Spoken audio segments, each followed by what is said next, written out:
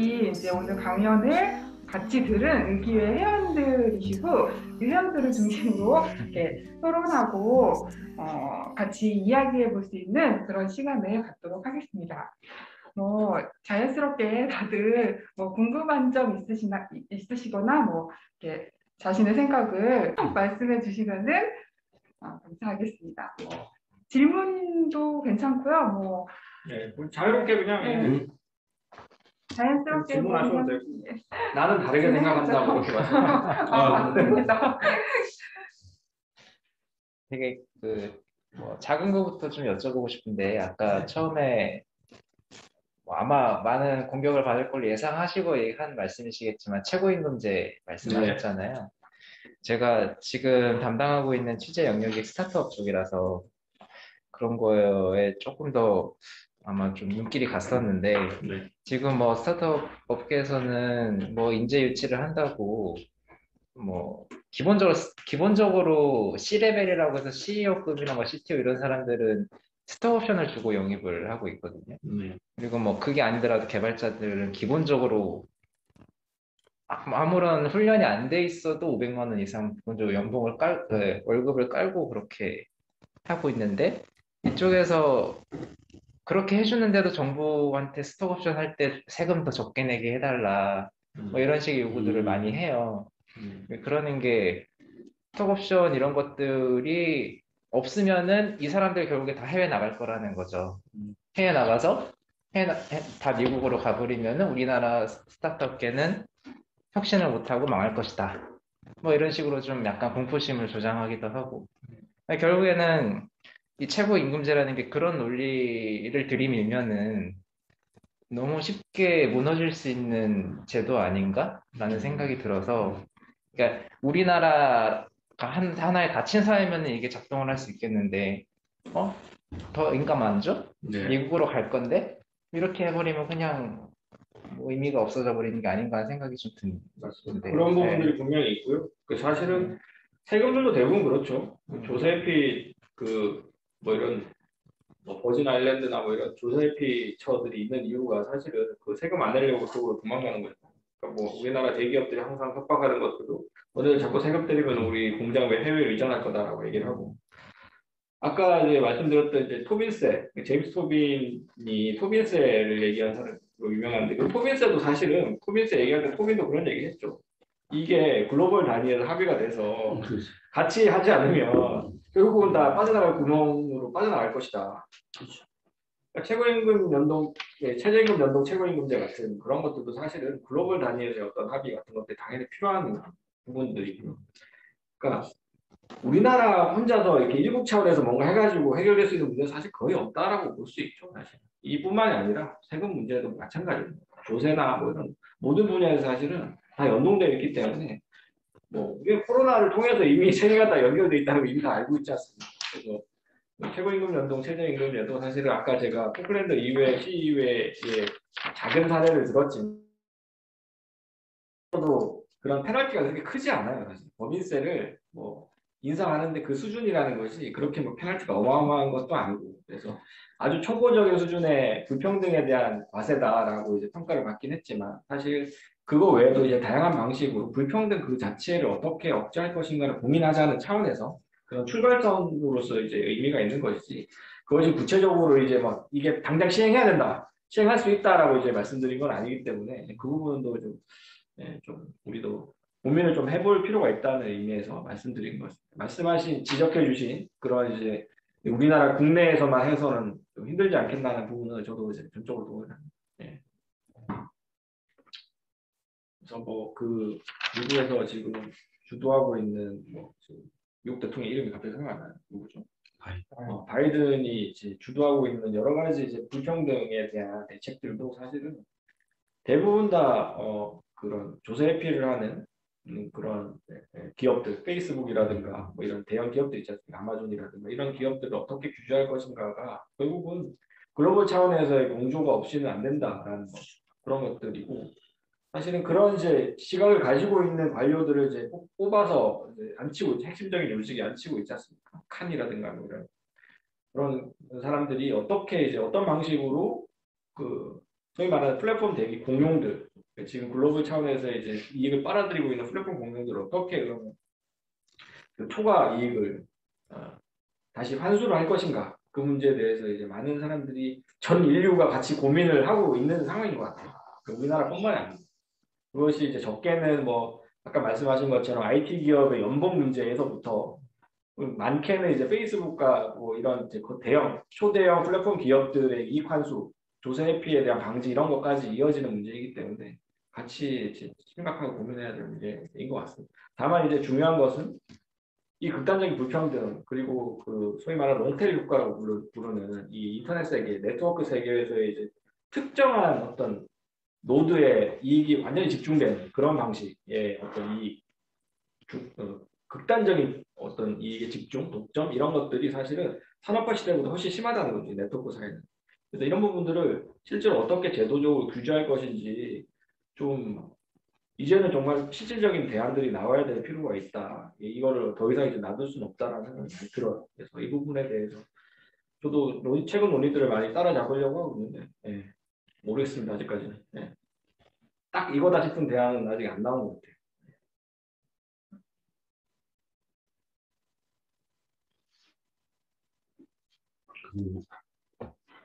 굉장히 좋은 내용 잘 들었고, 근데 이제 그 잉그라트 그 세계사회 조사 보고서 가치가 있나요?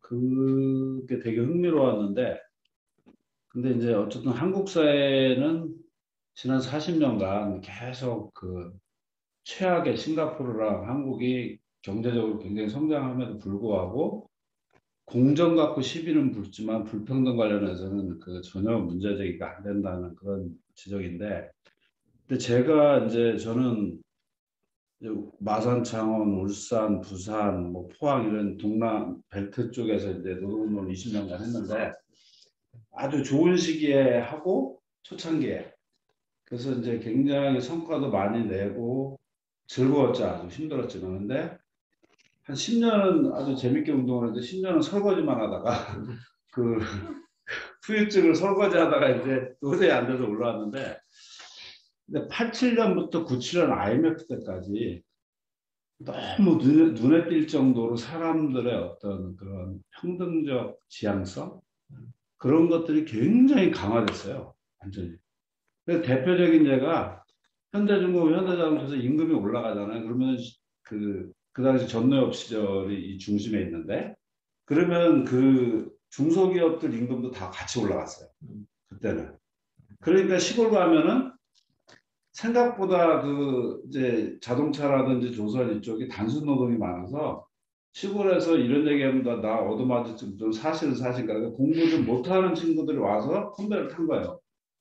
근데 이제 노동운동을 하게 되니까 또 너무 똑똑해질 거 아니야. 나 같은 놈 만나서 이제 학습하고 토론하고 하니까 그런 큰 공장은 그런 게 있거든. 그런데다가 걔들이 임금이 올라서 자기들 임금이 올라가니까 곳곳에서 완전히 막 거의 시골만 갔다 오면 애들이 어깨가 들썩들썩거리고 애들이 이러면 안 되지. 이자들 들썩들썩했어요. 근데 IMF 이후에 이들도 힘들어졌잖아요. 막 정리하고 들어오고 현대자동차도 막 어마어마하게.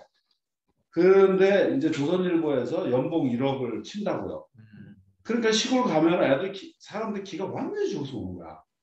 그래서 이제 막 망하잖아요. 계속 자영업 망하지, 중소기업 망하면서 임금 줄어들지. 그런데 이쪽은 여전히 올랐거든요. 그거는 여러 가지가 있죠.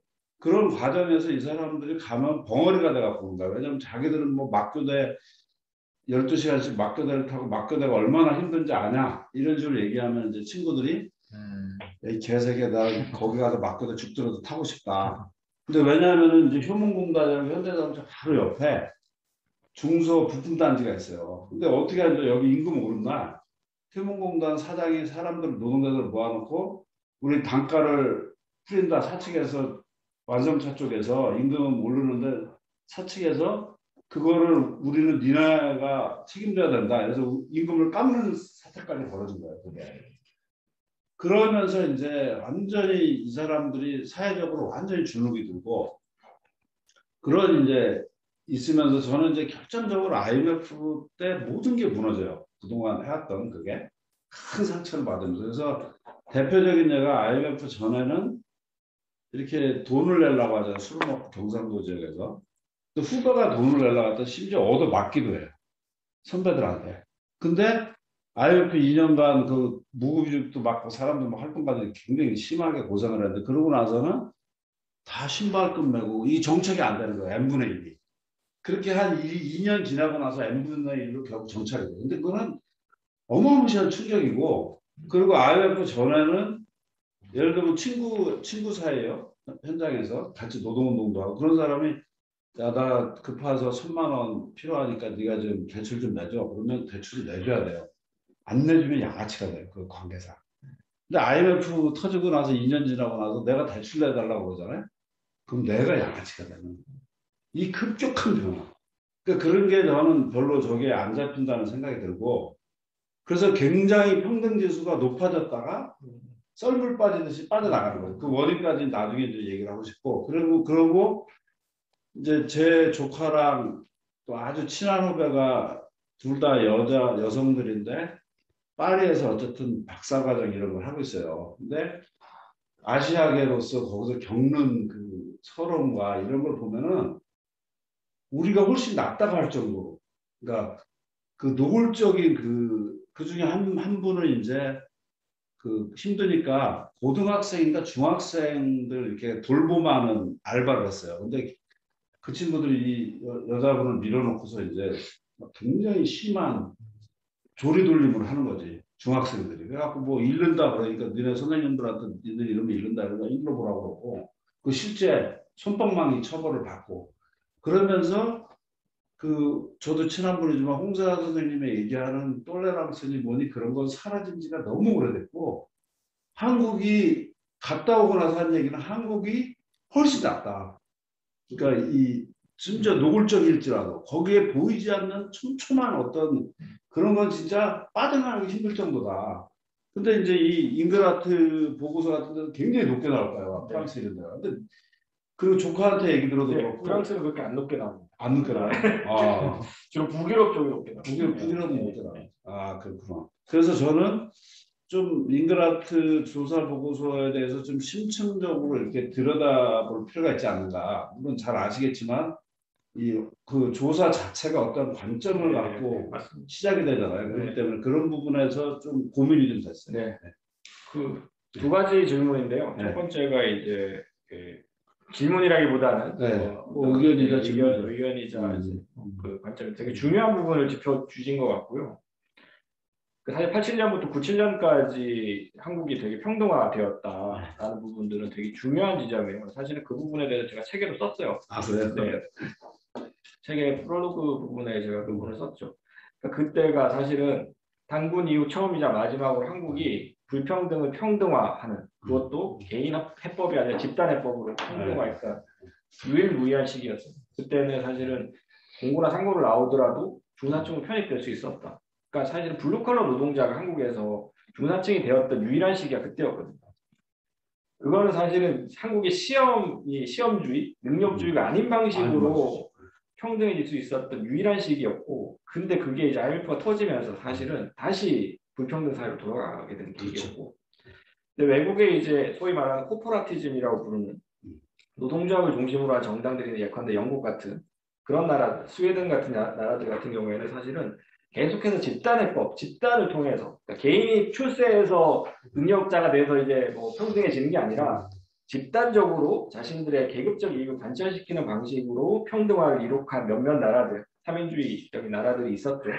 그래서 그런 나라들, 사실 미국도 예전에 그랬어요. 대공황 직후에 루즈벨트 시절에는 노조가 활성화되었고, 근데 그런 시기를 거쳐서 이제 신자유주의가 이제 강해지면서 그 나라들도 집단해법의 시대에서 개인해법의 시대로 넘어왔죠. 능력주의 시대로 넘어온 거고, 한국은 초지일관 건국 이후 지금까지 개인해법의 시대였는데 그때 87년부터 97년 사이에 잠깐 예외적으로 평등화되었던 시기가 있었던 거. 그 차이가 있고요. 이 차이가 사실은 되게 중요한 차이이기도 하죠. 능력주의를 이야기할 때도 되게 중요한 어떤 경로의 차이를 만든 것이기도 하기 때문에 중요한 포인트인 것 같고요. 그 부분에 대해서는 또 구체적으로 많이 얘기들이 나올 부분들이 있겠습니다만, 예, 그 부분은 좀 동의하고요. 두 번째 이제 그 잉그라트의 이제 그 선진국의 어떤 뭐 네. 그런 부분들에 대해서 당연히 저도 그 부분도 썼습니다 책에다가. 아, 네. 이제 잉그라트가 가지고 있는 한계는 서유럽, 북유럽식의 그런 민주주의를 기본적으로 좋은 모델로 깔고 있죠. 그것이 이제 이를테면 인류사의 발전 과정에서 근대화 이론이 가지고 있는 한계, 서구 중심의 근대화가 옳은 거고 그걸 중심으로 해서 이론이 형성되었기 때문에 사실은 동아시아적인 방식의 발전 경로는 거기서 되게 예외적으로 보일 수밖에 없는. 제가 이제 한국이 예외적인 나라라고 얘기를 한 거는 실제로 예외적이기도 하지만 잉그라트 모델에서 예외가 될 수밖에 없어요. 한국이나 싱가포르나 뭐 일본도 마찬가지고 중국도 마찬가지고. 그런 모델은 되게 특이하고 되게 돌출적인 모델이 될 수밖에 없지만 사실은 민주주의라는 것들도 어떻게 보면 되게 다양한 모델이 있을 수 있고 뭐 소위 고도 산업 사회라는 것도 다양한 모델이 있을 수 있기 때문에 잉그라트의 이론으로 다 이제 포괄할 수 없는 거죠. 사실 그런 부분들은. 그래서 저는 잉그라트 이론도 나온 지 오래됐기 때문에 상당히 이제 사실 잉그라트가 이제 그 이론을 업데이트를 해줘야 되는데 돌아가셨어요. 올해. 네. 올해 돌아가셨어요. 올해 봄에 돌아가셔가지고 이제 업데이트 하기도 좀 물리적으로 불가능해진 시점이고 그런 면에서 사실 말씀하신 대로 서구 중심주의적이고 되게 근대 중심적인 그런 한계를 갖고 있는 그 이론이죠. 그 부분도 사실 저도 뭐 이 책에서 되게 주요하게 데이터를 쓰긴 했지만 그런 부분들을 되게 조심스럽게 봐야 된다라고 환기를 하긴 했습니다.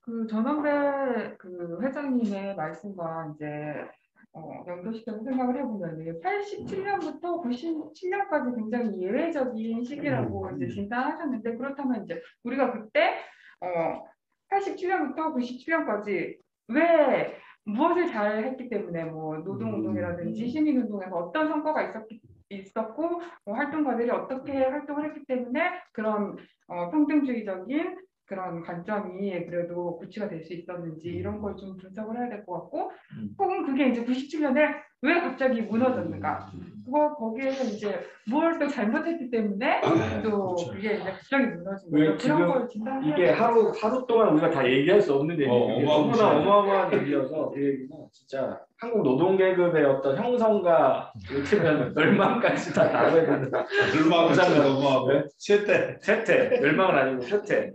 뭐 이렇게 사실은 그 얘기를 아까도 잠깐 우리가 이제 얘기 시작하기 전에 약간 말씀을 나눴었는데 어쨌든 그런 구혜근 박사의 한국 노동계급의 형성이라는 책이 다루고 있는 부분이거든요. 그 부분이 사실은. 근데 그 책이 또 다루지 못한 이면의 얘기들도 많고 그런 또 다른 맥락들, 풍부한 맥락들을 좀 살려내서 얘기해 볼 필요도 있죠, 사실은. 그래서 그때 당시에 왜 한국은 되게 예외적으로 집단적인 평등화가 가능했었는가. 이거는 굉장히 사회학적으로 되게 의미 있는 주제이기도 하고 노동운동 차원에서도 굉장히 의미 있는 이야기죠.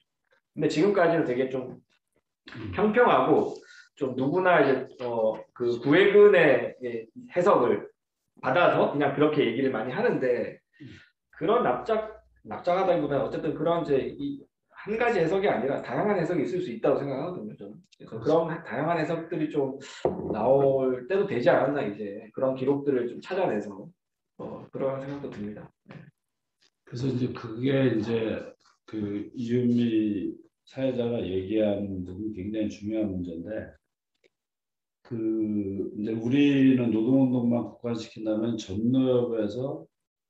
전노협이 해소가 되고 95년에 민주노총으로 간 거를 민주노총은 굉장한 조직 발전의 어떤 성과를 이야기를 해요. 그런데 현장에서 노동운동한 입장에서는 전혀 아니었다. 그 과정이. 그걸 이제 뭐 지도부만의 문제로 얘기할 수가 없을 정도로 결정적인 게 이제 그 영남권하고 수도권의 전노협의 중심 사업장이라는 굉장히 중요해요. 거점 사업장이 싸움을 리드하고 전투력이 있고 이제 파장을 일으키고 이런 것들인데 그런 것들이 상당수가 한 축으로는 해외 이전을 당한단 말이야. 그러니까 파업전에 나오는 그 공장도 해외 중국으로 간다든지 중국산 부품으로 대체한다든지 그런 얘기를 또 좌파라고 불리는 사람들은 지도부의 타협, 뭐 권영길이라든지 이런 사람들의 타협과 뭐 이런 걸로만 자꾸 얘기를 해요. 근데 그것도 분명히 있지만은 한 축으로 해외 공장 이전을 하거나 폐쇄하면서 해외 부품을 들여오는 과정. 그리고 같은 부품이라도 중국산 부품하고 가격 경쟁이 붙으면서 현장 노동자들이 위축이 돼요. 아 이거는 우리가 개겼다가는 진짜 직장 자체가 날아가겠구나. 이런 게 일단 굉장히 컸던 거죠. 그리고 이제 도저히 이제 탄압으로 안 되니까 한 YS 때부터 세계화 얘기하고 이제 신노동정책이라는 걸 끄집어 와요. YS가.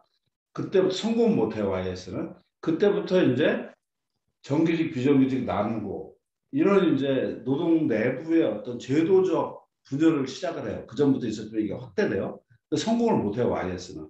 막판에 이제 9697 로게트라고 한 방에 얻어맞으면서 여러모로 깨지는데 너무나 한국 사회를 분석할 때 역설적으로 김대중이라는 DJ 시절에 그때 IMF라는 충격파 속에서 그거를 밀어붙여 버리는데 이게 미치는 파장은 어마어마하게 큰 거죠. 왜냐하면은 그때까지 민주당이라고 불리는 세력과 이 노동운동이라는 세력은 계속 연대를 해왔는데 오늘날 그쪽이 넘어가는 거예요. 완전히 반대편으로. 근데 IMF는 충격이기 때문에 사람들이 노동운동 내에서 상당수가 글로 따라가는 거예요. 그러니까 이제 노동운동 내부가 완전히 분열을 해갖고 그 민주노총이 맨날 싸워요. 그래서 TV에 그때 보면은 막 그 대의연대회 하는데 그 뭐야 그 이수호 당시 위원장 시절에 그 단상이 점거되고 거기서 막 그 소화기가 터지고 막 이러면서 완전히 난리가 나요. 그게 뭐냐면은 노사정위원회를 이제 들어오라고 했는데 노무현이 근데 김대중 때 노사정위 들어갔다 정례부를 수용했던 아픔이 있으니까 한쪽에서 안 들어가려고 그러고 이미 이제 김대중 쪽으로 포섭된 다리는 들어가자고 그러고 이러면서 이제 대규모 충돌이 일어나는 거예요. 그러면서 계속 그런 과정을 통해서 이제 순치되는 거죠, 완전히. 여러 그리고 이제 노무현 때 그 환노에서 유명한 비정규직 법제화 이 문제가 노무현 정부에 다 진행되는 거예요. 근데 그때 민주노총 지도부가 아주 야비한 짓을 해요. 회의 때 안 나가 이 사람들이. 입장을 표명을 안 해. 반대만 하고 실제 싸움을 안 해.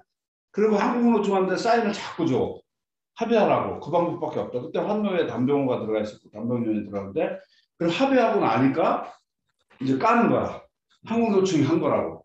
그러면서 이제 완전히 난리가 나요. 그러니까 굉장히 여기에는 그 거대한 예를 들면은 아까 얘기했지만은 단순히 노동자들이 노동운동을 잘한 게 아니고 이 전노협이라든지 그 평등적 경향이 강화된 데는 그러니까 부마 광주 이후에 그 형성된 어떤 독재 정권에 대한 분노와 공감대, 투쟁에 대한 공감대가 굉장히 넓었어요. 그 힘을 차고 들어온 거거든. 거기에 민주당도 계속 어쨌든 간에 자기 필요에 의해서 연대 내지는 상호적 이런 걸 해온 거죠. 근데 그게 IMF를 거치면서 완전히 이제 뒤틀리는 그 과정이 저는 현재 이 복잡하고 너무나 산만한 일에 굉장히 큰 출발이었다고 보고 근데 그래도 논의가 됐어요. 민주당파 사람들하고 노동운동 세력이 싸우면서도 합리적 논의가 김대중 때는 됐어요. 근데 노무현 때도 초기엔 됐는데 나중에 노무현 대통령이 자살하고 나서부터는 완전히 대화 단절. 저는 그게 지금까지도 왔다고 보는데 근데 민주주의 실질적 민주주의에서 대단히 중요한 게 토론할 수 있는 능력과 토론할 수 있는 토대를 어떻게 갖추는가의 문제거든요. 근데 그게 노무현 시기에도 있었어요. 대통령으로 집권하고 있을 때. 근데 자살 이후에는 완전히 달라요. 이게 제가 현장에서 느껴본 경험으로는 그게 더 최악의 상황이 아닌가. 지금 상황이 그 김대중 때나 이런 때가 실질적으로는 엄청나게 그 신자유주의 IMF 후과로 공격을 해들어와서 실제 힘들었지만 지금은 노무현 죽음 이후에 이 대화의 단절 내지는 역공격 이런 게 이제 저는 굉장히 후퇴시키고 있다. 우리의 혐오도 엄청 조장을 해요. 그 예를 들면 김대중 정부가 이렇게 들어서기 전에 김대중 노무현 정부 시절에마도 혐오적 발화가 민주당 쪽에서 그렇게 많이 안 나왔어요. 창피한 줄 알았고 그 사람들이.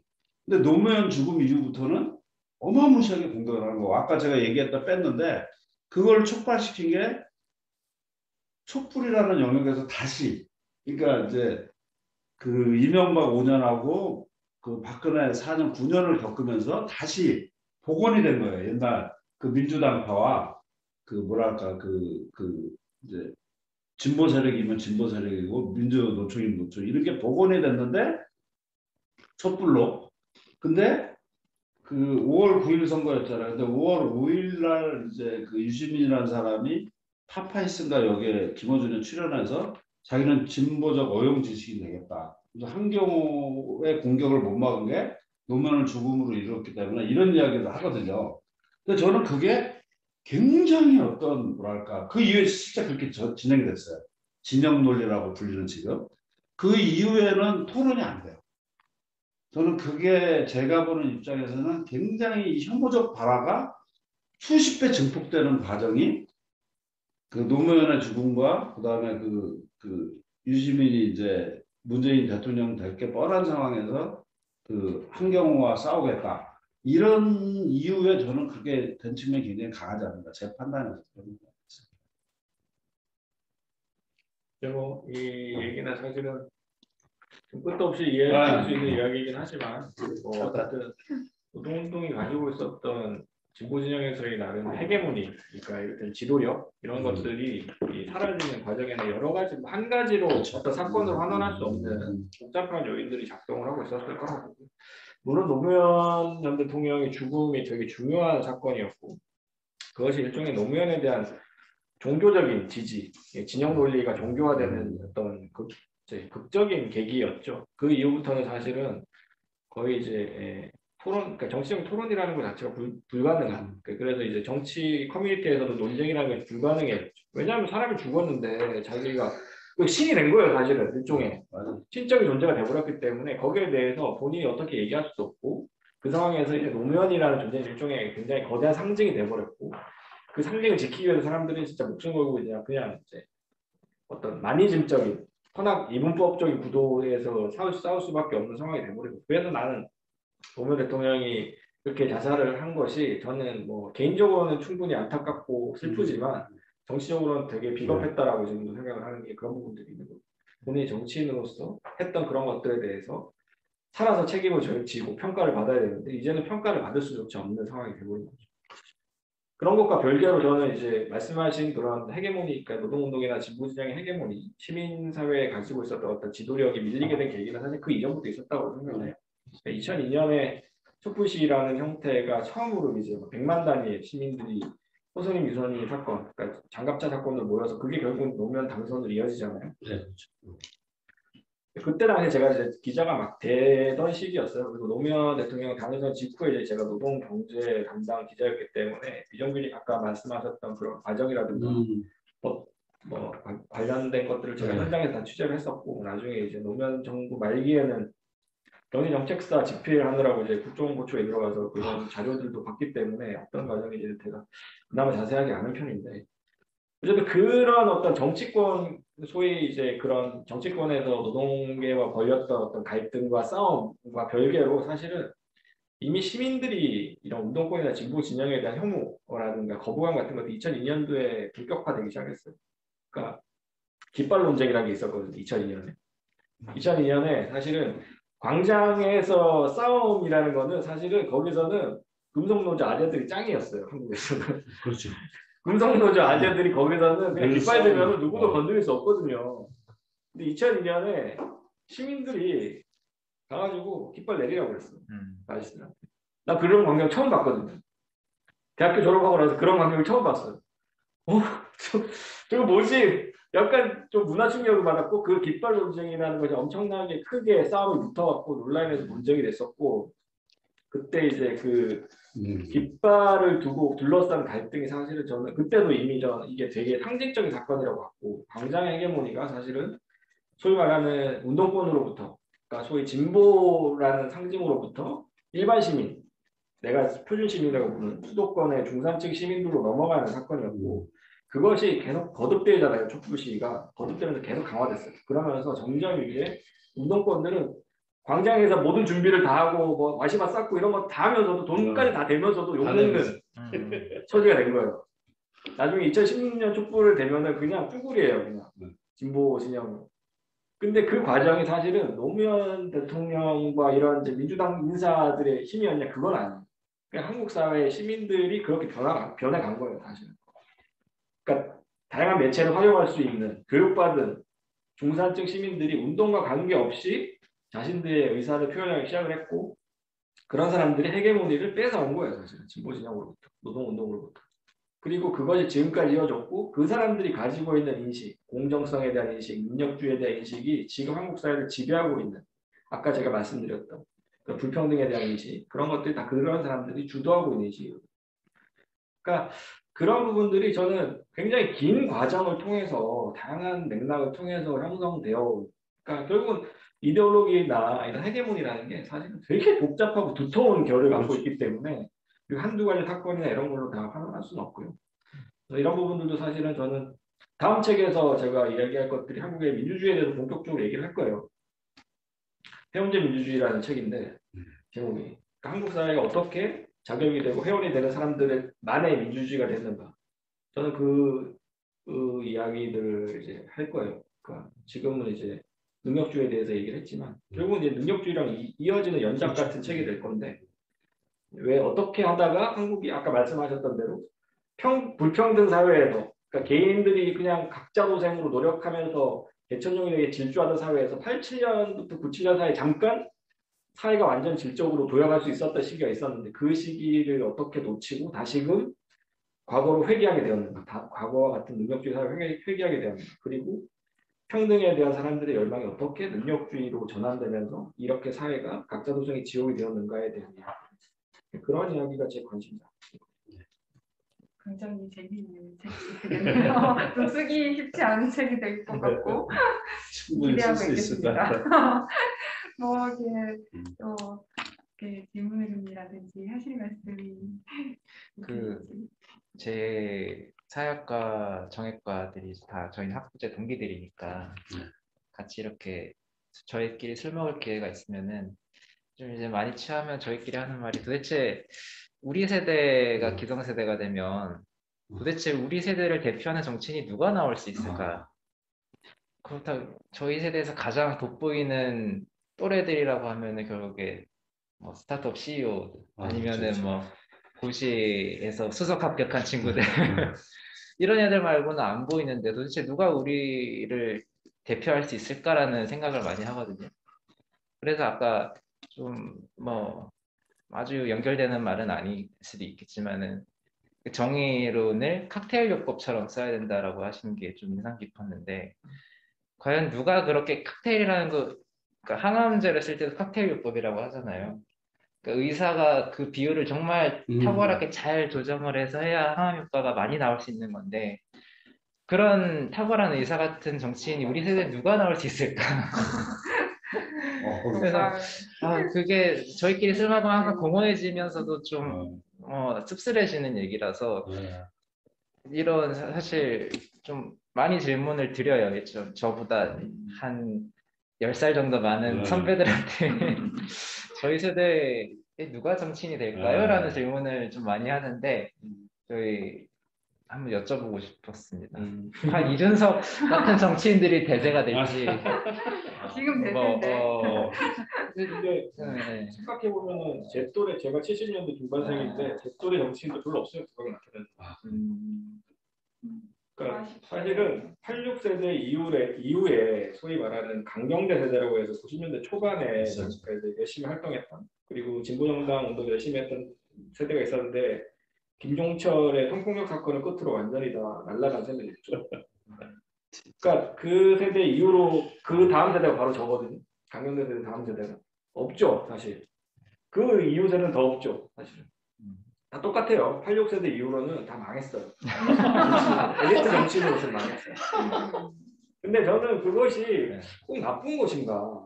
과거와 같이 무슨 카리스마적인 어떤 리더가 필요 없는 시대가 됐는데 이미. 그리고 저는 이미 제왕적 대통령제가 필요 없다라고까지 주장을 하고 있는데 지금 우리가 그런 어떤 과거와 같은 그런 대중을 지도할 수 있는 리더가 필요한 시대인가 하는 생각을 해봅니다. 제가 좋아하는 미국의 페미니스트 시인이 있는데 준 조단이라고 그분의 시에 그런 얘기가 나와요. 우리가 기다리던 사람은 우리다. 그러니까 저는 정치적인 메시아주의 이런 것들 되게 싫어하고 결국은 우리 스스로가 메시아가 돼야 된다고 생각하거든요. 그러니까 과거에는 되게 위대한 정치인들, 큰 거인들이 있었죠. 정치를 하는. 그런 사람들이 주도하던 정치도 분명히 필요했었고 절망했던 어떤 국면들이 있었다고 보지만 지금 시기가 그런 국면인가 그렇지는 않다라고 저는 그냥 똑똑한 다수들이 모여서 같이 논의하고 한 발 한 발씩 나아가는 수밖에 없다고 생각을 해요. 그래서 강력한 리더를 중심으로 해서 끌고 가는 추진력 있게 끌고 가는 그런 방식의 정치는 이제는 맞지 않는 것이 아닌가. 그리고 그런 식의 정치가 사실 어떻게 보면 능력주의적인 정치가 아닌가 하는 생각이 들어요. 그런 시대를 기다리면 안 돼. 갑자기 카메라 밖에서 목소리가 들리고 있어요. 저희 촬영을 도와주고 계신 깜짝이야. 좋은 정도입니다. 그 이게 시대가 열리는 우리는 뭐 민주화 80년대 세대라는 게 지금 아버지 세대라는 게 80년대라고 하는 특별한 시기였다고 생각하거든요. 그러니까 그거의 자산을 먹고 사는 거죠, 우리 세대는. 그럼 그 이후 세대는 그런 기회가 어떻게 열릴까라는 생각은 저는 두 가지라고 생각을 하는데, 이게 예를 들면 뭐 통일 문제라든지 이런 남북 관계의 거대한 실질적인 변화이거나 아니면 실질적으로 굉장히 저는 그 기후 변화라든지 환경 문제가 굉장히 다른 시대의 지도력을 원하지 않는가. 저는 굉장히 무시를 했거든요. 그 17세 그 여성, 그 툰다리라고. 그레타 툰베리? 네, 툰베리를 보면서 그분을 보면서 저는 그 다큐멘터리를 봤어요. 근데 저 정도의 자기 확신과 남들을 전혀 의식하지 않는 불굴의 어떤 거는 또 다른 어떤 우리 시대가 가지고 있는 민주화를 위해서 가지고 있었던 어떤 뭐 이렇게 신념? 이거는 잽도 안 될 정도로 가져야. 근데 그거를 요구하는 또 다른 시대가 열리고 있는 거 아닌가. 그러니까 우리 시대, 그러니까 난 극단적으로 이런 생각을 하는데 우리 시대에 지구가 멸망할지도 모르겠다.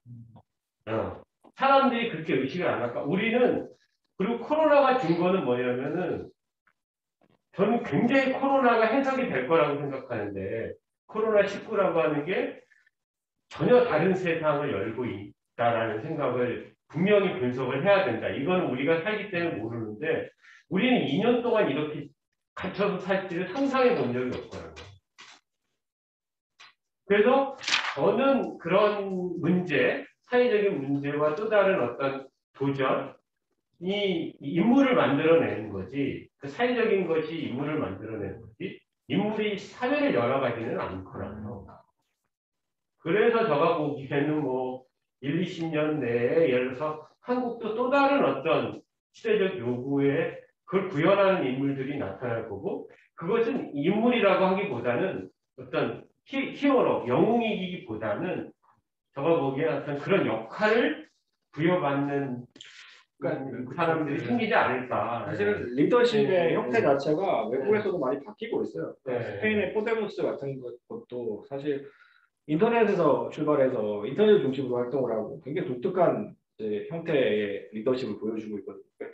거기서도 중심 인물이 있죠. 당연히 리더들이 있는데 리더들이 그렇게 오래 활동을 안 해요. 활동하다 또 은퇴를 해버려요. 권력을 잡고 나서 또 떠나 그냥 호련히. 멋있네요. 그러니까 뭐라고 해야 되죠? 저는 보통 강한 결속, 약한 결속이라는 표현을 즐겨 쓰는데, 그러니까 과거에는 강한 결속의 사회였어요. 그러니까 우리는 혁명을 하기 위해서는 목숨 걸고 서로 동지에 강하게 묶여 있고 피로 묶여 있는 관계 속에서 해야지 우리가 세상을 바꿀 수 있고 정치도 할 수 있고 그런 강한 결속의 사회였다면, 그런 공동체적인 윤리가 필요했다면, 지금은 그냥 SNS적인 관계, 약한 결속의 사회가 세상을 바꿀 수 있는 사회로 점점 바뀌고 있는 거죠.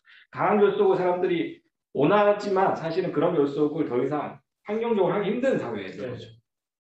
백만단 예전에는 이제 뭐 김대중 그 의원이 뭔가 연설을 하면 여기 여의도에 막 100만 명씩 모이고 이랬대잖아요. 저는 본 적은 없지만 정치인들이 연설하면 100만 명이 모여서 모으고 막 그랬던 시기, 그런 것들이 정말 뜨거운 시기였고 강한 결속의 시대였다면, 지금은 각자 조금씩 소모임으로 모여서 약한 결속이지만 뭔가를 조금씩 바꿔나가는 형태, 그리고 그런 것들을 만들어낼 수 있는 리더십, 이런 것들이 사실은 앞으로의 모델이 될 거라고 생각합니다. 그게 포데모스였거든요. 포데모스에 지금 1세대 그 포데모스 남아있는 사람 거의 없어요. 정권을 그 연정으로 잡았는데 다 나갔어요. 그러니까 그런 방식의 어떤 리더십, 그러니까 과거와 같은 방식으로 상상해서는 그런 이제 어떻게 보면 권력을 잡기도 더 힘들 거라는 생각이 들어요. 그러니까 이제 어떤 큰 흐름이나 그 예전에 우리 때 공부할 때는 1860년대 이후에 이제 일국 일당이라는 그런 게 있었어요. 그거는 그 당시에 부르주아들이 전국적 기관지가 행사하는 힘이 어마어마하게 셌던 거예요. 몇 개 없었고. 그러니까 이제 노동자 계급도 그 전위당이 단일하게 되는 이유 중에 하나가 그런 기관제 하나를 만들어서 대응을 해야 되는 속에서 그런 시스템이 생긴 거거든요, 사실은. 그건 산업발전이라든지 이런 거 다 연동되어 있는 속에서 일국 일당이었던 건데, 그거는 어쨌든 80년대 이후에 이제 해소가 됐고, 한국은 근데 굉장히 지체되어 있었기 때문에 철없이 내지는 뜬금없이 이제 그 광주라는 대충격파 속에서 한동안 전위당론이라는 것이 우리가 있었던 거죠. 하지만 전위당론은 폐기됐어요. 소련 붕괴 이후 사실상 폐기가 됐는데 사라졌는데 그 유죄는 계속 남는 거예요. 민주노동당이라든지 이런 형태로. 그러니까 그게 엄청 낙후된 거라고 저는 봤어요. 그 당시에 이미. 저건 아니다. 이 사회가 굉장히 분절화되어 있는데 조직들도 분절화돼야 되고 거기서 이합집산 어떤 사안을 생기면 만났다가 사안이 끝나면 흩어지고 그래야 되는데 이 거대 중앙당이 있으니까 맨날 그 중앙당의 당직자를 누가 차지할 거냐 관리가 되는 거죠. 그리고 계속 그 당직자가 되느냐 안 되느냐는 그 큰 당에 주도권을 질 수 있는가 없는가 전업적으로 월급 받는 활동가가 자기 쪽에서 움직이는 그런 문제들이 연동이 되면서 오히려 민주노동당 2004년 열석의 등장이 현장의 노동운동들을 다 파괴돼요. 거기에 줄을 서야 되는 구조를 바꿔나가거든요. 그래서 저는 너무 그 영광고리를 얘기 안 하고 있다. 근데 굉장히 심각한 열석이 축복이자 재앙이었어요. 그걸 인지하지 않으면 왜 열석 이후에 이렇게 초라하게 개몰락을 했는지에 대한 얘기가 나올 수가 없거든요. 내부적으로. 그런 문제 속에서 지금 얘기된 대로 어쨌든 프랑스도 제가 2009년에 가서 프랑스 사람들 왔는데 그때 로레알 그룹 그 반자본주의 투쟁할 때 그때 그 직후에 제가 아주 그쪽의 비주류들을 만났어요. 만났는데 그 사람들 얘기가 너네들 이해가 안 간다는 거야. 거기는 지역마다 한 30여 명 정도의 독자 조직이 있어요. 다 이름도 다르고 그래갖고 자기들끼리 모여서 학습도 하고 지원투쟁도 하고 도와도 주고 힘든 사람 막 이런 걸 해요. 그러다가 전국적 사안이 생기면은 쫙 돌려. 그래서 일시적으로 다 만나갖고 싸워요. 싸우고 나면 딱 흩어져. 그리고 자기들 일상에서 다시 또 자기 공간을 다시 힘을 북돋아주고 이렇게 나는 그 방식밖에 없다. 근데 우리는 과도할 정도로 정치적으로 몰입하고 있고 그리고 걷다가 넘어와서 이제 진영 논리의 폐에 완전히 갇혀갖고 도대체 거꾸로 가도 이렇게 거꾸로 갈 수가 있는가? 아까 제가 소용돌이 사회라고 말씀드렸잖아요. 한국은 지배하는 사람들도 소용돌이 사회를 만들고 저항하는 사람들도 소용돌이 조직으로 소용돌이에 저항을 소용돌이라고. 한 곳으로 이렇게 몰려드는 거죠. 중심점을 가지고. 근데 그게 사실 지배와 저항이 다 소용돌이 사회였기 때문에 사실 더 바뀌기 힘든 거고 그것이 이제 몸에 내면화돼 있어서 그런 방식의 조직, 그런 방식의 투쟁, 그런 방식의 신적 권력 뭐 다 그렇게 돼 있기 때문에 사실 그래서 문화가 중요한 거죠. 그러니까 저는 과거에 제도주의자였기 때문에 제도를 바꾸면 문화도 바뀐다라고 생각했어요. 어릴 때는. 네. 그러니까 뭐 구조를 바꿔야 사람이 바뀌고 제도를 바꿔야 사람이 바뀌고 문화가 바뀐다고 생각했는데 지금은 좀 생각이 바뀌었어요. 그때 다르다. 문화가 중요한 영역이 있다. 그렇죠. 그런 시기가 있고 중요한 영역이 있고 그런 분면이 있는데 능력주의와 관련해서 저는 좀 그 제도보다는 문화를 중요시 여기게 됐어요. 이번에 데이터를 살펴보면서 인식이 굉장히 중요하겠다라는 걸. 정말 잘 모이는 것도 중요하지만 잘 흩어져서 그렇죠. 각자 잘 사는 것도 정말 엄청 중요해요. 중요하다. 자기 삶을 책임지는 것도 중요한데. 맞는 말씀이에요. 네, 그러면 이 작은 결론으로 네, 마무리를 아주 좋은- 하면서 훌륭한 결론. 네, 이 자리는 이 정도로 오늘 예. 토론을 마치고 오늘 정말 오랫동안 1부, 2부 강연을 위해서 애써주신 강사 박건희 선생님께 박수를 보내면서 의기학기를 마치도록 하겠습니다. 네, 고생하셨습니다. 감사합니다.